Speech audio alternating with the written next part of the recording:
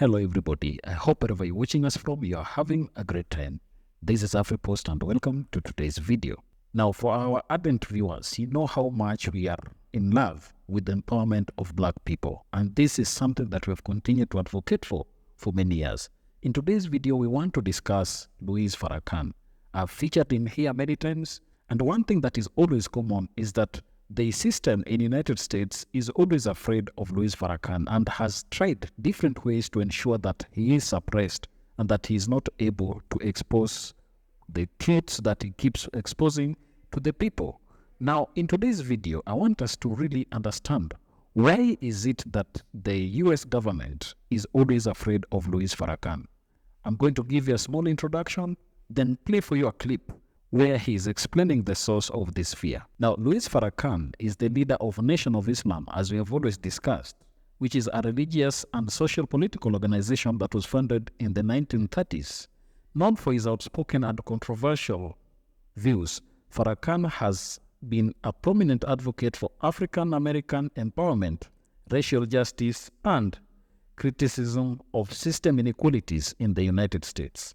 His rhetoric often includes critiques of government policies and socio-political systems, and he has been a polarizing figure due to his statements on race and religion.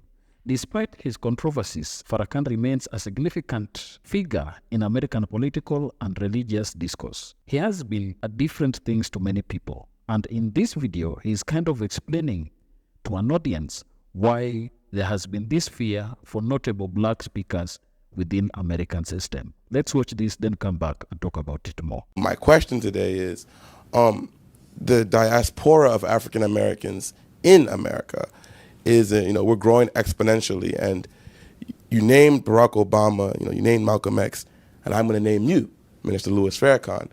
These are all, men, representations. As a people, sometimes we look to our representations and forget to represent ourselves. So we put all the energy, all the power, all the burden on the representation. And then when the representation, I don't like to say the word die, disappear, it's like, oh, what do we do now? Martin's dead, who's the next representation? Oh, Malcolm's dead, who's the next representation? So on and so forth. So as a people, how do we better represent ourselves and not always shift the burden of representation always to a specific figure, except for unilaterally doing it as one people? Thank you so much. Beautiful.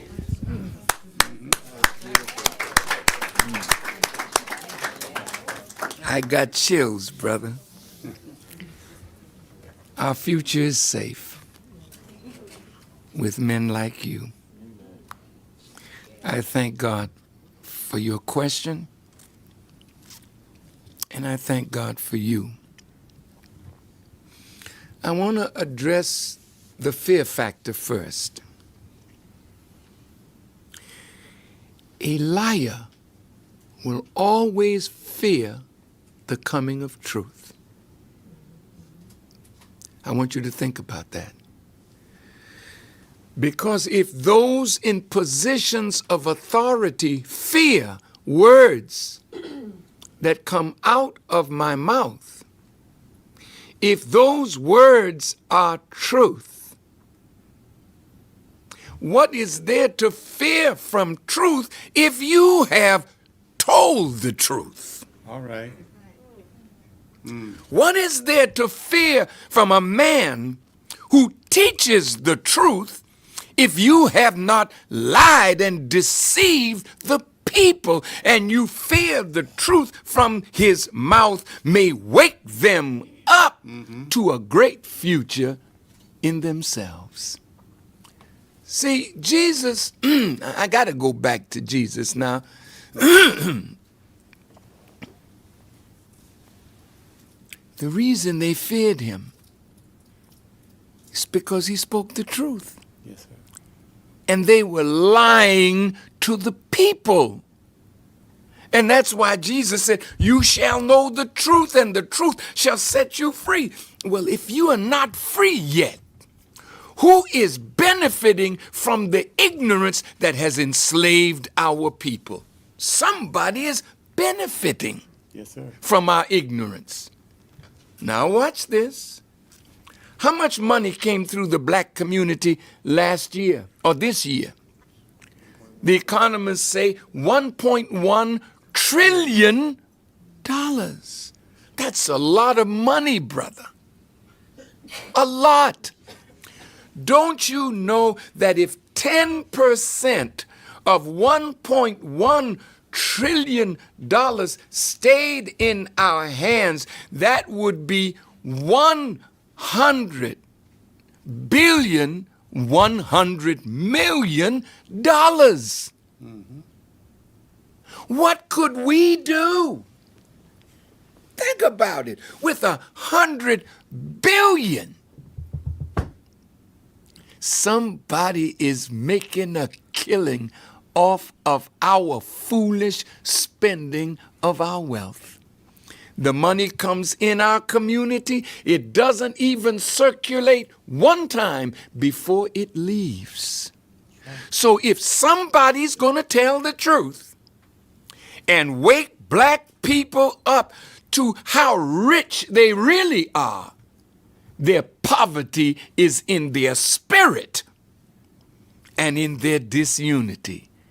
And that's why Jesus said, blessed, not are the poor, blessed are the poor in spirit.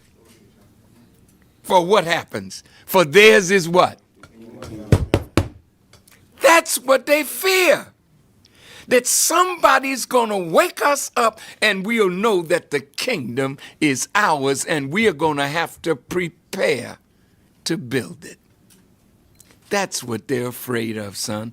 And I want to say this to you. No good leader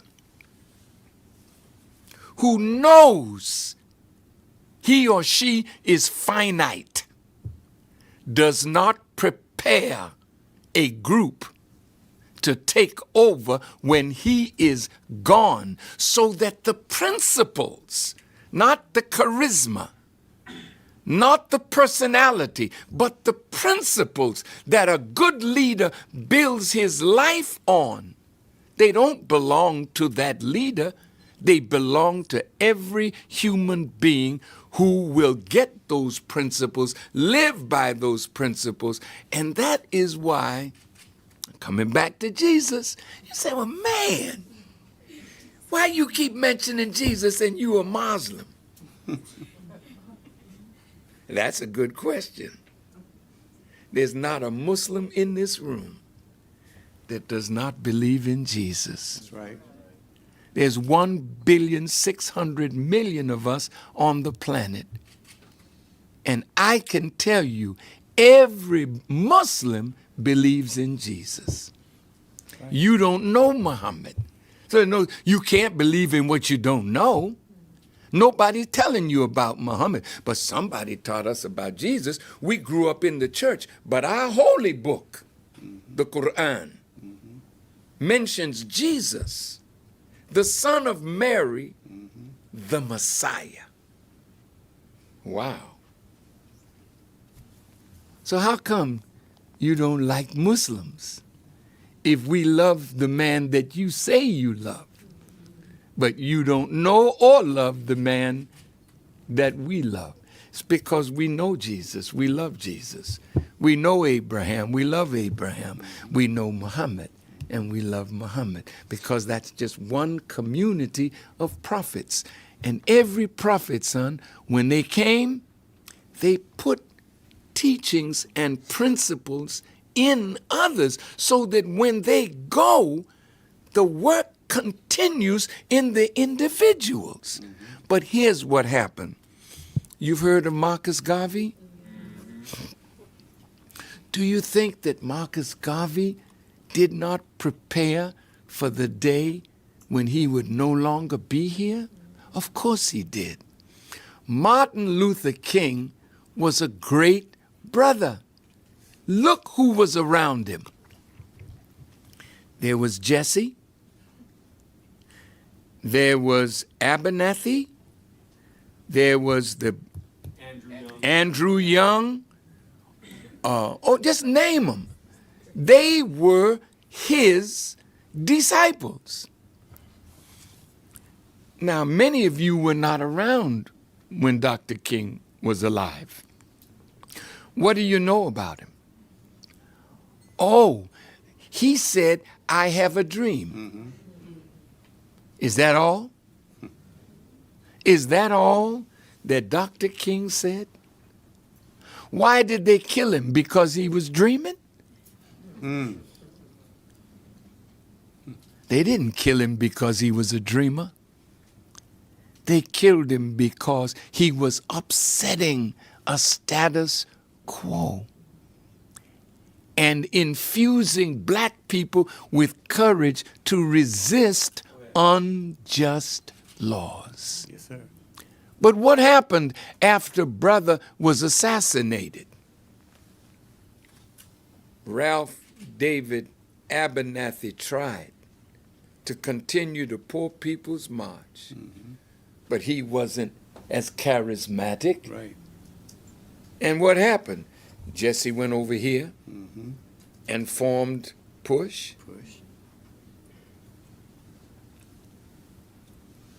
Brother Andrew Young became UN ambassador. Come on. They started offering us things that take us away from movement. Right. So when you go away from the movement dies.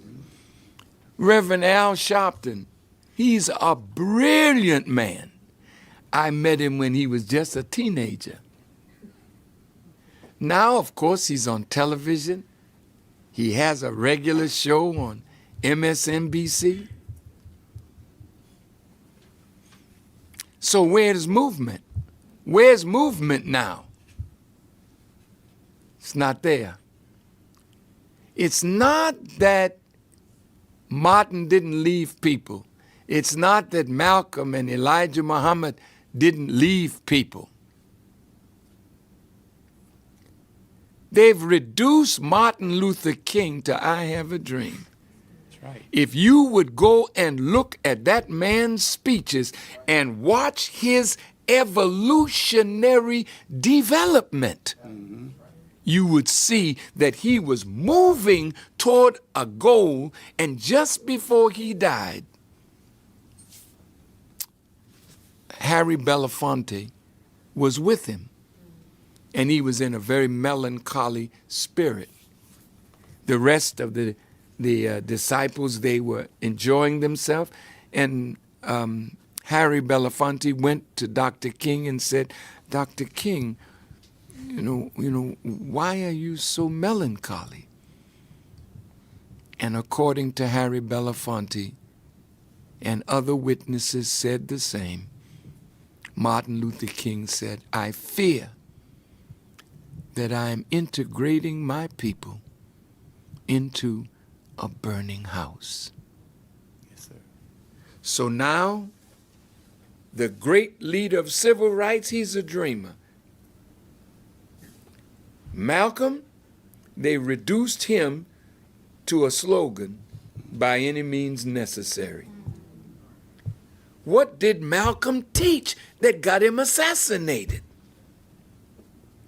See, Elijah Muhammad was Malcolm's teacher and my teacher. That's right. Elijah Muhammad is off the scene, but he's very present because he had a student that loved him enough to root myself in the principles that made him a great teacher and a great leader. You don't need to keep on looking to a man that's dead. But Jesus said it perfect. Boy, I keep coming back to the master. Go ahead. Listen to these words, brother. He was getting ready to go, and they were having their Last Supper.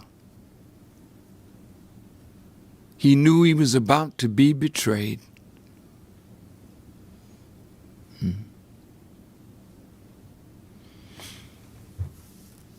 And he told them, I go to my Father and you see me no more. But at that Last Supper, he took some bread. He had the loaf. The disciples had no bread. He broke the bread and gave it to each one of them. He said, eat this. In what? Remembrance of me. That's so beautiful. And likewise, after supper, he took the cup. And he said, this is my blood, boy, that I shed for the New Testament, for the kingdom. Huh? Drink this as oft as you can in what?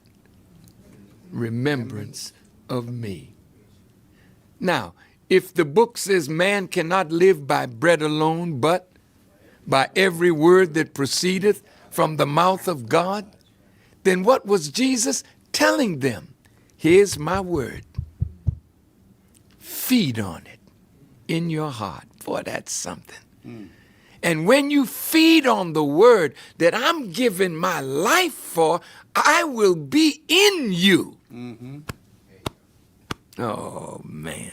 And then after supper, he took a cup. No man drinks blood. It's forbidden. But blood is the life fluid of every living creature. What he was telling them is, if you follow my word and follow the life that I lived, my example, I will be with you to the end of the world. So you don't need to look for another leader. He's right inside you. Now, from the clip, I think you're able to see why Minister Louis Farrakhan has been feared by the American system, especially the white nationalists. So I did a little research here to really find out why this is the case. And this is what it says. The United System apprehension towards Minister Louis Farrakhan stems from several interconnected reasons. First, Farrakhan, as the leader of the Nation of Islam, has been a vocal critic of the United States government policies and social structures, which has provoked concerns among authorities. His critiques often include allegations of systemic racism, economic inequality, and foreign policy flaws, which challenge the status quo and undermine the government's narrative. This dissent is viewed as potentially destabilizing and controversial, leading to heightened scrutiny and fear. I think this is something that is self-explanatory. We've seen Minister Louis Farrakhan targeted in many ways, and this is why even major media stations consider him as being controversial, yet he speaks the truth. There is nothing controversial when speaking the truth. Secondly, Farrakhan's rhetoric has occasionally bordered on extremist, with statements that have been widely criticized as anti-Semitic and inflammatory. These remarks have led to fears that his influence could incite violence or further social divisions. Although Farrakhan denies these accusations and maintains that his comments are misrepresented or taken out of context, the controversy surrounding his statements contributes to the government's vigilance. Additionally, Farrakhan has been known for his strong oratory skills and significant following, his ability to mobilize large numbers of people, and his influence within certain communities present a potential challenge to mainstream political and social stability. This potential for mobilization and influence makes his activities a point of concern for authorities who are wary of any movement that could disrupt the social order.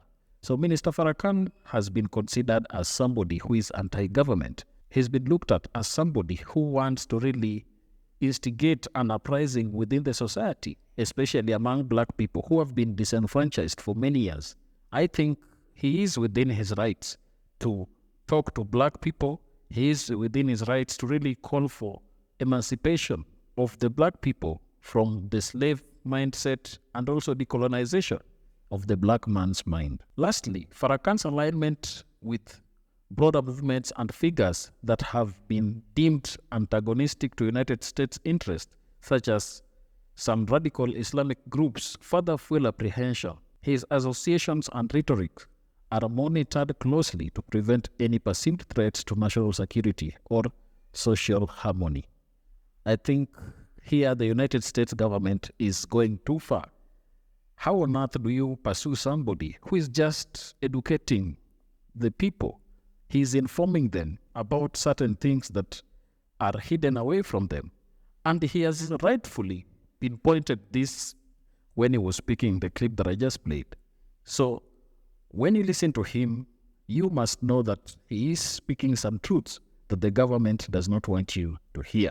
In summary, the United States system's fear of Farrakhan is rooted in his critical stance against the government, his controversial statements, his influence presence, and his associations with broader movements that are considered antagonistic. So this is why they think Louis Farrakhan is somebody that is not worth having around. They eliminated people like Malcolm X. They eliminated people like Martin Luther King Jr. And Farrakhan has asked that Martin Luther King Jr. was not killed because he just had a dream. It was not because of the dream. It was because he was able to arouse the mind of the black person and ensure that they get to know the source of their disenfranchisement, the source of their persecution, and the source of the oppression. This is very evident in every speech that Louis Farrakhan continues to give. That is the end of the video. If you're watching us, please don't forget to subscribe to our channel, like this video, and also share. Thank you, and may the good Lord bless you. Goodbye.